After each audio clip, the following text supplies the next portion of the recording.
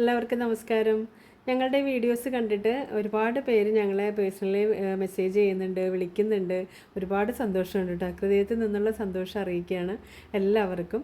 അപ്പം ഒരുപാട് നെഗറ്റീവ് കമൻസും വരുന്നുണ്ട് കേട്ടോ. നെഗറ്റീവ് കമൻസ് എന്താണെന്ന് വെച്ചാൽ, ഫുഡ് ഉണ്ടാക്കുമ്പോൾ സോമൻ ചേട്ടൻ ഇതേപോലെ ഷേട്ട് ഇടാതെയൊക്കെ ഇങ്ങനെ കാണുന്നത് കൊണ്ടുള്ള ബുദ്ധിമുട്ടുകളാണ്.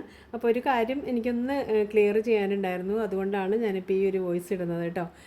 വേറൊന്നുമല്ല, നമ്മളുടെ ഉപജീവന മാർഗ്ഗമാണ് കേട്ടോ ഇത്. ഈ ഒരു കാറ്ററിംഗ് എന്ന് പറഞ്ഞാൽ നമ്മളുടെ ഉപജീവന മാർഗ്ഗമാണ്. നമ്മൾ ഇതുകൊണ്ടാണ് ജീവിക്കുന്നത്. നമ്മളൊരിക്കലും ഇത് വീഡിയോയ്ക്ക് വേണ്ടിയിട്ട് ചെയ്യുന്നതല്ല.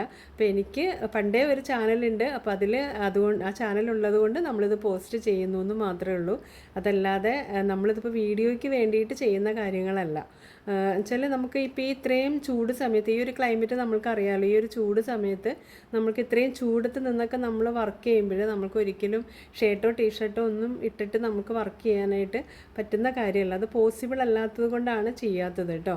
കാരണം എന്ന് വെച്ചാൽ ഇത്രയും വലിയ അടുപ്പിൻ്റെ ചൂടും ഇത്രയും നമ്മൾ ഈ മുകളിലിങ്ങനെ ഡ്രസ് വർക്ക് ചെയ്തിരിക്കുകയാണ്. അപ്പോൾ ആ ഒരു ഷീറ്റിൻ്റെ ചൂടും എല്ലാം നമ്മൾക്ക് സഹിക്കുന്നതിനേക്കാളും അപ്പുറത്താണ്. അപ്പോൾ ഞങ്ങളിങ്ങനെ രാവിലെ തുടങ്ങി ബ്രേക്ക്ഫാസ്റ്റ് തുടങ്ങി മീൽസ് വരെ നമ്മളിങ്ങനെ ചൂടത്ത് നിന്നിട്ടാണ് ഇതൊക്കെ ചെയ്യണത് കേട്ടോ. അപ്പോൾ അതിൻ്റേതായ ബുദ്ധിമുട്ടുകളുണ്ട്. അപ്പോൾ അതുകൊണ്ട് ക്ഷമിക്കുക എല്ലാവരും കേട്ടോ.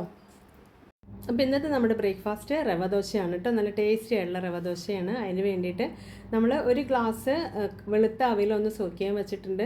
ഒപ്പം തന്നെ നമ്മൾ കുറച്ച് സവാളയും ക്യാരറ്റൊക്കെ ഒന്ന് ചോപ്പറിലിട്ടിട്ട് പൊടിയായിട്ട് തന്നെ ഒന്ന് കട്ട് ചെയ്തെടുക്കുന്നുണ്ട് കേട്ടോ.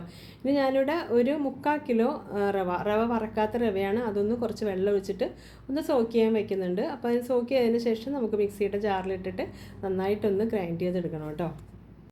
അപ്പോൾ അതിവിടെ സോക്കായി വന്നപ്പോഴത്തേക്കും ഞാനിവിടെ 2 പ്രാവശ്യമായിട്ട് ഒന്ന് അടിച്ചെടുക്കുന്നുണ്ട്.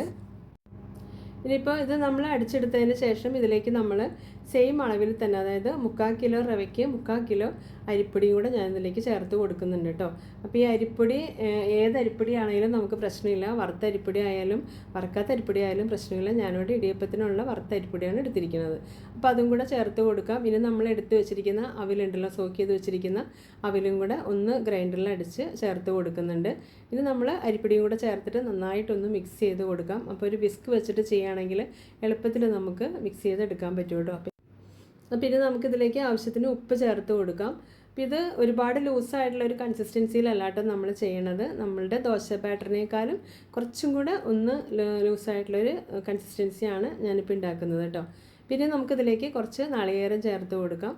ഇത് നമ്മൾ നന്നായിട്ട് ചോപ്പ് ചെയ്ത് വെച്ചിരിക്കുന്ന സവാളയും ക്യാരറ്റും കൂടെ ചേർത്ത് കൊടുക്കുന്നുണ്ട്. അപ്പോൾ ഇതൊരു ഹെൽത്തി ആയിട്ടുള്ളൊരു ദോശയാണ് കേട്ടോ. നല്ല ടേസ്റ്റി ആയിട്ടുള്ള ദോശയാണ്. അപ്പോൾ ഇതിൻ്റെ കോമ്പിനേഷൻ എന്ന് പറയുന്നത് നല്ല ചുമന്ന കളറിലുള്ള ചട്നിയാണ്. പിന്നെ നമ്മളിതിലേക്ക് കുറച്ച് മല്ലിയില ചേർത്ത് കൊടുക്കുന്നുണ്ട്. അതേപോലെ തന്നെ കുറച്ച് ഇഞ്ചി, കറിവേപ്പില, പിന്നെ പച്ചമുളക് ഇതും കൂടെ ചെറുതാക്കി അരിഞ്ഞതും കൂടെ ഇതിലേക്ക് ഇട്ട് കൊടുക്കുന്നുണ്ട്. പിന്നെ നമുക്ക് നന്നായിട്ടൊന്ന് മിക്സ് ചെയ്ത് കൊടുക്കാം. അതിനുശേഷം നമ്മൾ കുറച്ച് തൈര് ചേർത്ത് കൊടുക്കണം. അപ്പോൾ തൈര് ഇവിടെ ഒട്ടും പുളിയില്ലാത്ത 1 ഗ്ലാസ് തൈരും കൂടെ ഞാനിതിലേക്ക് ആഡ് ചെയ്ത് കൊടുക്കുന്നുണ്ട് കേട്ടോ. അപ്പോൾ തൈര് ചേർത്ത് കൊടുത്തതിന് ശേഷം ഇതിലേക്ക് കുറച്ച് ചില്ലി ഫ്ലേക്സും കൂടെ ചേർത്ത് കൊടുക്കാം. ശരിക്കും പറഞ്ഞാൽ ഇതിൽ കറികളുടെ ഒന്നും ആവശ്യമില്ല കേട്ടോ. കൂട്ടി കഴിക്കാനായിട്ട് നമുക്ക് വെറുതെ കഴിക്കാൻ പറ്റുന്ന ദോശയാണ് കേട്ടോ. അപ്പോൾ ചില്ലി ഫ്ലേക്സും കൂടെ നമ്മൾ ചേർത്ത് കൊടുത്തിട്ടുണ്ട്. നന്നായിട്ടൊന്ന് മിക്സ് ചെയ്തെടുക്കുന്നുണ്ട്. ഇനി നമ്മൾ ഒരു അരമണിക്കൂറൊക്കെ റെസ്റ്റ് ചെയ്യാൻ വെക്കുകയാണെങ്കിൽ നല്ലതാണ്. പക്ഷേ എനിക്കിവിടെ സമയമില്ലാത്തതുകൊണ്ട് ഞാൻ 5 മിനിറ്റ് റെസ്റ്റ് ചെയ്യാൻ വെച്ചിട്ടുണ്ട്. അതിനുശേഷം നമ്മൾ സാധാരണ ദോശ ഉണ്ടാക്കുന്നത് പോലെ തന്നെ കല്ലിൽ ഇതേപോലെ പരത്തിയിട്ട് നമ്മൾ കുറച്ച് വെളിച്ചെണ്ണയൊക്കെ ഒഴിച്ചെടുത്ത് മൊരിയിച്ച് അപ്പുറം ഇപ്പുറം തിരിച്ച് മറിച്ചൊക്കെ ഇട്ടിട്ട് നമ്മൾ ദോശ ഉണ്ടാക്കി എടുക്കുന്നുണ്ട്.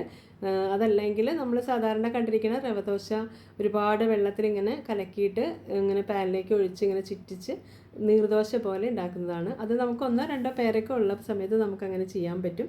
ഇതിപ്പോൾ ഞാൻ നമ്മുടെ തട്ടുദോശയെക്കാളും കുറച്ചും കൂടെ ഒന്ന് പരത്തിയിട്ടുണ്ട്. അതിനുശേഷം വെളിച്ചെണ്ണയൊക്കെ വെച്ചിട്ട് നന്നായിട്ട് മൊരിച്ചാണ് എടുത്തിട്ടുള്ളത്. അപ്പോൾ ഇവിടെ സോമചേട്ടൻ പാക്കിംഗ് ചെയ്തുകൊണ്ടിരിക്കുന്നുണ്ട്. ഞാനിവിടെ ദോശ ഉണ്ടാക്കിക്കൊണ്ടിരിക്കുന്നുണ്ട്. കാരണം കൂടുതലുള്ളത് കൊണ്ട് നമ്മളിങ്ങനെ ഒരുമിച്ച് ഉണ്ടാക്കി കഴിഞ്ഞിട്ട് പാക്ക് ചെയ്യാനിരുന്നാൽ നമുക്ക് ബുദ്ധിമുട്ടാവും. അപ്പോൾ അതുകൊണ്ട് ഞാനിവിടെ ഉണ്ടാക്കുമ്പോഴത്തേക്കും ചേട്ടൻ പാക്കിങ് തുടങ്ങിയിട്ടുണ്ട്. ഒപ്പം തന്നെ നമ്മളിവിടെ ചട്നിയും കൂടി ഉണ്ടാക്കുന്നുണ്ട്. അപ്പോൾ കുറച്ച് നാളികേരത്തിലേക്ക് കുറച്ച് എരിവുള്ള മുളക് പൊടി ഉപ്പും കൂടെ ചേർത്തിട്ട് ഒന്ന് തരിതരിപ്പായിട്ട് അരച്ചെടുത്തിട്ടുണ്ട്.